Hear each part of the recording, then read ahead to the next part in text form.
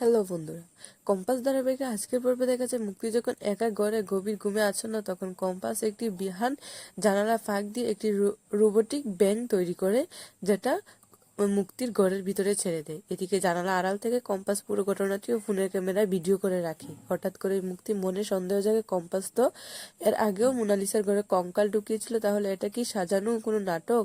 সেভাবে হয়তো বিহান কম্পাস কাছ থেকে এই বুদ্ধি শিখেছে, তাকে ভয় দেখাচ্ছে। তাই ভয় পেয়েও চালাকি করে খাট থেকে না নেমে বরং খাটি বসে চিৎকার করতে থাকে। চিৎকার শুনে সেনাপতি ও অখিলেশ, ঋতুজার সহ সবাই ঘরে ছুটে আসে। মুক্তি নাটক করে বলে তার গায়ের উপর ব্যাঙটি উঠেছিল, কিন্তু হাত পায়ে ব্যথার কারণে সে নড়তে পারেনি। এদিকে বিহান ও কম্পাস যেখানে হাজির হয়, কম্পাস মজা করে বলে, ম্যাডাম কি হয়েছে, এত চিৎকার করছেন কেন? কোনো ইমার্জেন্সি নাকি? মুক্তি বিরক্ত হয়ে বলে, দূর, এসব কি বলছো? আমি নাকি ব্যাঙ দেখে ভয় পেয়েছি? সেনাপতি পুরো গড় কোথাও ব্যাঙ খুঁজে পাচ্ছে না।